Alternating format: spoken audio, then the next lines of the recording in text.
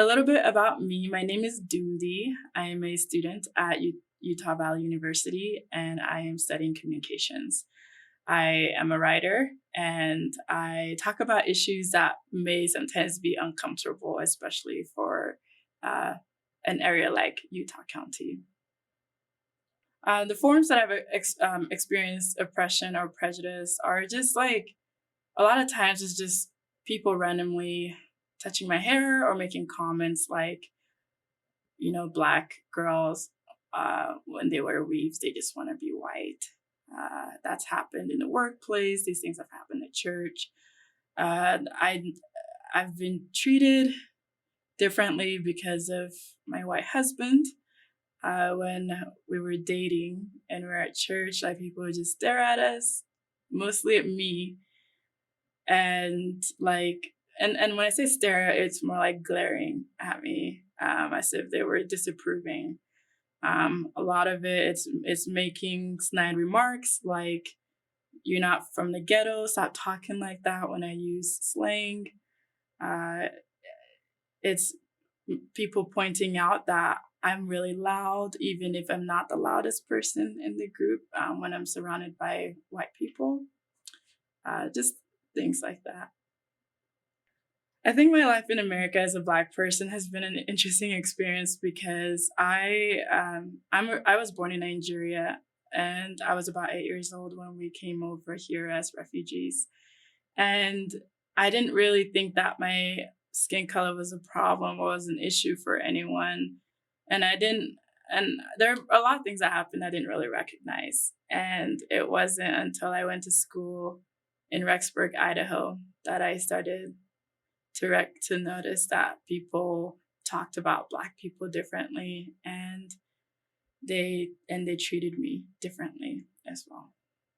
I think my efforts to stop racism or to help reduce it, because I mean we're never gonna completely get rid of racism, unfortunately, but I feel like it connects me to my ancestors in that, I feel like I come from a family that is pretty active in like social justice type things, even when we were in Nigeria.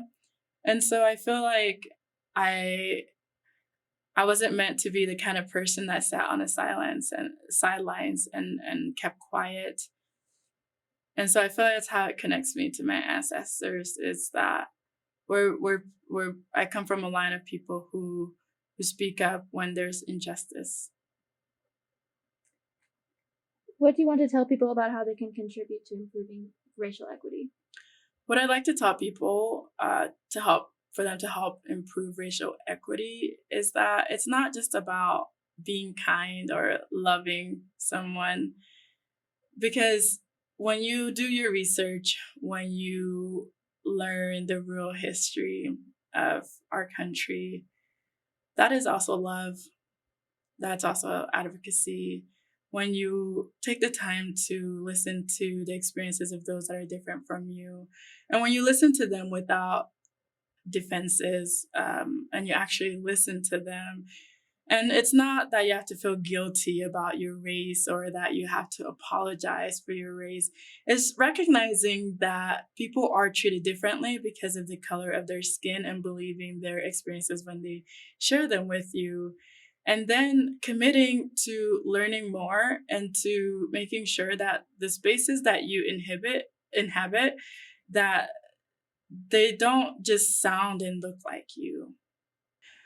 My hopes and goals, regarding to change that needs to happen, is that we need to care more about people, whether that's disabled people or Black people or people, that love differently or that are of different races. Whatever it is, I think it's seeing people as humans. It's seeing the humanity in people. I believe that these things that are happening are beyond just political things. I think that they're very much about humanity, and we will be judged for the way that we treat our fellow humans. And I very much believe that because we are all children of God, that we should be treating each other as such. And that includes learning and listening to people that are different from you. The role that my faith plays in my belief in like human interaction and these kind of conversations is that that we're all created in God's image, and that we have heavenly parents that love us, and they love us in the way that we need to be loved. I don't believe that you can treat everybody the exact same way because everybody's not the same. They have different needs, they have different concerns. And I think that if God can learn to love us in the way that we need to be loved, we as humans can learn to love each other in the ways that we need to be loved.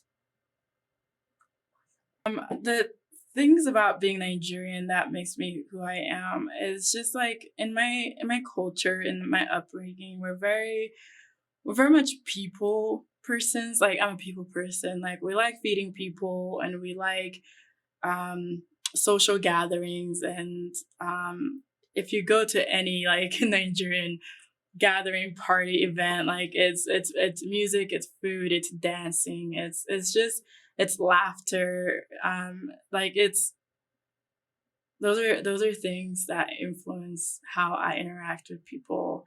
I personally like I love to cook and I love to eat and I love to feed people. My husband loves that a lot, and I like those are things that I'm proud of.